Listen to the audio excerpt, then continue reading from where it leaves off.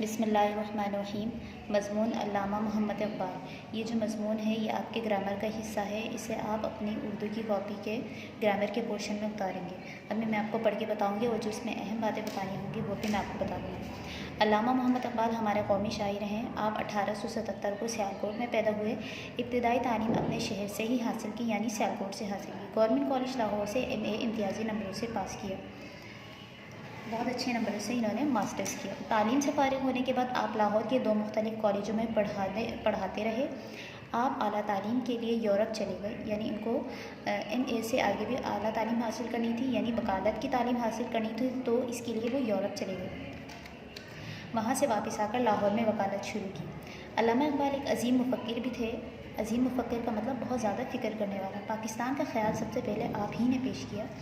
آپ نے اپنی شاعری کے ذریعے سوئی ہوئی قوم کو جگایا، اسی لیے انہیں شاعر مشرق بھی کہا جاتا ہے۔ علامہ اقبال ہی وہ واحد انسان تھے جن کے ذہن میں یا جنہوں نے سوچا ہے، جن کے دل میں یہ خیال آیا کہ مسلمانوں کے لیے ایک الگ اسلامی ریاست ہونا چاہیے جس میں مسلمان اپنی مذہبی آزادی کے ساتھ رہ سکیں، کیونکہ مسلمان ہندوؤں کے ساتھ رہ کر مسلمانوں کے اندر بہت ساری برائیاں پیدا ہو چکی تھیں، اور وہ رفتہ رفتہ آہستہ آہستہ اپنی اقدار، اپنا مذہب، اپنی تاریخ سب بھولتے جا رہے تھے۔ تو اسی وجہ سے علامہ اقبال نے اپنی شاعری کے ذریعے ان کو جگایا، یعنی کہ ان کو احساس دلایا کہ مسلمان قوم کبھی کسی کی غلامی نہیں کرتی، اور مسلمانوں کے اندر ان کی شاعری سے اس بات کا احساس پیدا ہوا تو انہوں نے الگ وطن کا مطالبہ شروع کر دیا۔ اچھا، انہیں شاعر مشرق بھی کہا جاتا ہے۔ علامہ اقبال کی شاعری ہر موضوع پر ہوا کرتی تھی۔ خاص طور پر انہوں نے اسلام اور دین کو بہت زیادہ ان پر بہت زیادہ شاعری کی، اور اس کے علاوہ انہوں نے بچوں کے لیے بھی بہت اشعار کہے۔ علامہ اقبال کی وفات 21 اپریل 1938 میں ہوئی۔ آپ کو بادشاہی مسجد لاہور کے صدر دروازے کے قریب دفن کیا گیا۔ لاہور کے بارے میں سب جانتے ہیں کہ وہ پاکستان کا مشہور شہر ہے، اور وہاں ایک مسجد ہے، بادشاہی مسجد، جس میں حضور صلی اللہ علیہ وسلم کی متبرکات رکھی ہوئی ہیں، یعنی تبرک چیزیں رکھی ہوئی ہیں۔ اس مسجد کے مین گیٹ کے پاس ان کی قبر ہے۔ یہ کام آپ نے اپنی کاپی کے گرامر کے پورشن میں کرنا ہے۔ اس کے بعد ہمارا نیا چیپٹر شروع ہوگا۔ سبق کا نام ہے جیسی کرنی ویسی بنی۔ جیسے ہم کلاس میں کیا کرتے تھے، سبق کی بلند خوانی یا ریڈنگ سے پہلے ہم اس کا تفصیل سبق کاپی کے ایک صفحے پر کرتے تھے، تو آپ بھی اسے کاپی کے ایک صفحے پر لکھیں گے۔ باب نمبر 14 ہے، صفحہ نمبر 69۔ آپ اسے کاپی کے ایک صفحے پر لکھیں گے، اور دوسرے صفحے پر آپ لفظی جال بنائیں گے۔ لفظی جال کا مقصد یہ ہوتا ہے کہ ہم جو بھی آگے سبق پڑھیں گے اس کے بارے میں ہمیں تھوڑا بہت علم ہو جاتا ہے کہ یہ سبق کس موضوع کے بارے میں ہے اور یہاں کس کے بارے میں بات ہوئی۔ تو ابھی میں بھی جیسے اس سبق کا لفظی جال میں آپ کو بتاؤں گی۔ اس جیسی کرنی ویسی بھرنی والے سبق میں ہم ایک مغرور شخص کا واقعہ پڑھیں گے جس نے غریبوں کی بستی پر قبضے کیا تھا، اور وہاں اس نے اپنے لیے ایک محل تعمیر کروائی تھی۔ تو ظاہر ہے اللہ تعالیٰ جو ہے اس طرح ظالم کا ساتھ کبھی بھی نہیں دیتا، تو اللہ تعالیٰ نے اس کے اس برے عمل کا اللہ تعالیٰ نے اس کو یہ نتیجہ دکھایا کہ اس کا محل ڈوب گیا، جس کی وجہ سے اسے بہت نقصان ہوا۔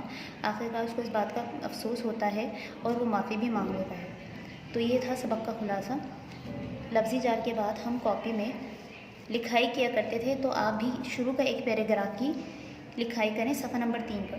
صفحہ نمبر 1 پر آپ سبق کی تفصیل لکھیں گے، صفحہ نمبر 2 پر آپ لفظی جال بنائیں گے، صفحہ نمبر 3 پر آپ لکھائی کریں گے، اور اس کے بعد صفحہ نمبر 4 پر آپ الفاظ معنی لکھیں گے۔ یہ تمام الفاظ ہیں، ان کے آپ معنی ان کے برابر میں لکھے ہوئے موجود ہیں، یہ الفاظ معنی لکھیں گے، اور صفحہ نمبر 5 پر آپ سوال جواب لکھیں گے۔ اچھا، سوال یہ ہے کہ اس کہانی سے کیا سبق حاصل ہوتا ہے؟ جواب ہے، اس کہانی سے ہمیں یہ سبق ملتا ہے کہ انسان کے پاس جب طاقت آ جائے تو وہ کمزوروں پر اپنے غرور و تکبر کی وجہ سے ظلم نہ کرے، کیونکہ آخرت میں ایسے ظالم مغرور شخص کو سخت سزا دی جائے گی، اور دنیا میں بھی وہ اللہ کی پکڑ میں ضرور آتا ہے، جس کی وجہ سے وہ دنیا میں ذلیل و خوار ہو جاتا ہے۔ اس کے علاوہ آگے بھی سوال جواب ہیں، وہ آپ اس ورک شیٹ میں سے دیکھ کر حل کریں، اتاریں گے بلکہ۔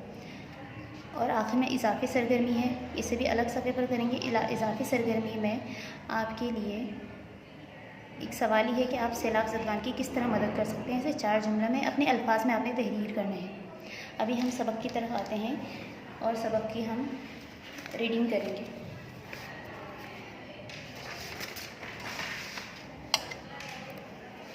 جیسی کرنی ویسی بھرنی۔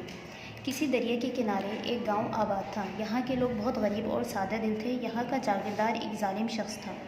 جاگیردار کہتے ہیں زمیندار کو، جو لوگوں پر ظلم کرنے کے بہانے تلاش کرتا رہتا تھا۔ ایک روز جاگیردار نے اعلان کیا کہ لوگ فوراً گاؤں خالی کر کے کہیں اور چلے جائیں، کیونکہ وہ دریا کے کنارے ایک خوبصورت حویلی بنوانا چاہتا ہے۔ لوگوں میں یہ بات سن کر بے چینی پھیل گئی۔ جب گاؤں والوں نے جاگیردار سے اس سلسلے میں بات کرنے کی کوشش کی تو اس نے ان کی ایک نہ سنی اور زبردستی ان کا سامان نکلوا کر قریب کی پہاڑی پر پھینکوا دیا۔ غریب لوگ مجبوراً سب کچھ اللہ پر چھوڑ کر اس مغرور جاگیردار کو برا بھلا کہتے ہوئے جا کر پہاڑ پر آباد ہو گئے۔ دیکھتے ہی دیکھتے دریا کے کنارے جاگیردار کی خوبصورت حویلی تعمیر ہو گئی، جس کی کھڑکی میں بیٹھ کر وہ دریا کا نظارہ کیا کرتا، جبکہ کسی غریب گاؤں والے کو اس بات کی اجازت نہ تھی کہ اس کی حویلی کے آگے سے گزر بھی سکے۔ یعنی کہ وہ اتنا ظالم تھا، ایک تو اس نے اتنا بڑا ظلم کیا کہ ان کو ان کے گاؤں سے نکال کر، ان کا سامان باہر پھینکوا کر گاؤں سے نکال دیا، اور دوسرا ظلم یہ کرتا تھا کہ وہ کسی کو اپنے حویلی کے پاس سے گزرنے بھی نہیں دیتا تھا۔ ظاہر ہے اللہ تعالیٰ ہر منظر، ہر کام کو دیکھتا ہے، اور اس نے بھی، اللہ تعالیٰ نے بھی اس آدمی کو آگے سزا دی ہے۔ وہ دیکھیں کہ کیا کیا اللہ تعالیٰ نے اس کے ساتھ۔ وقت گزرتا گیا، غریب لوگ اپنی دنیا میں مگن ہو گئے، لیکن قدرت ظالم جاگیردار کو سبق سکھائے بغیر نہ رہ سکتی تھی۔ ایک روز اچانک بارش شروع ہو گئی۔ جاگیردار بہت خوش ہوا اور اس حسین منظر کو دیکھنے کے لیے ہمیشہ کی طرح کھڑکی میں بیٹھ گیا، لیکن بہت جلد اس کی خوشی پریشانی میں بدل گئی جب اس نے دیکھا کہ بارش کی رفتار بڑھتی جا رہی ہے اور دریا اچھل کر اپنے کناروں سے باہر نکلنے کے لیے بےتاب ہو رہا ہے۔ پھر دیکھتے ہی دیکھتے دریا کی موجوں نے طوفان کی شکل اختیار کر لی۔ موجیں کہتے ہیں لہروں کو، اور اپنے کناروں سے باہر نکل کر حویلی کی طرف بڑھنے لگا۔ اس سے پہلے کہ جاگیردار اپنی حویلی کو بچانے کی کوئی تدبیر کرتا، پانی حویلی میں داخل ہو گیا۔ ہر چیز تباہ و برباد ہو گئی اور جاگیردار بہت مشکل سے اپنی جان بچا کر بھاگا۔ اب اس کے پاس صرف ایک ہی راستہ تھا کہ وہ بھاگ کر اس پہاڑی کی طرف چلا جائے جہاں گاؤں کے لوگ آباد تھے، اور پورے علاقے میں بلندی کی وجہ سے صرف وہی علاقہ محفوظ تھا۔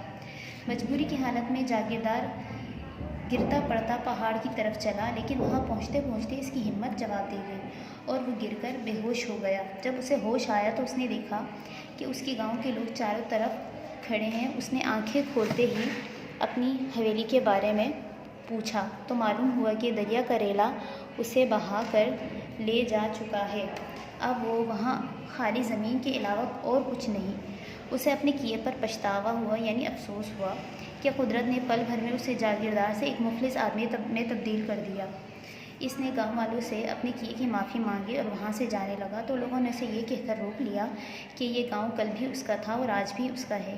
یہ اور بات ہے کہ اب وہ بھی ان کے ساتھ مل کر دوبارہ اپنی زندگی شروع کرے گا۔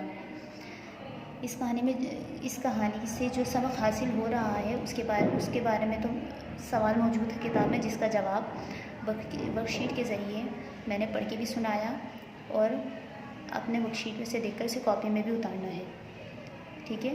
اور یہ تمام کام آپ کاپی میں کریں گے اور صاف ستھری رائٹنگ میں کام کریں گے جس طرح کام ورک شیٹ میں موجود ہے۔ اللہ حافظ۔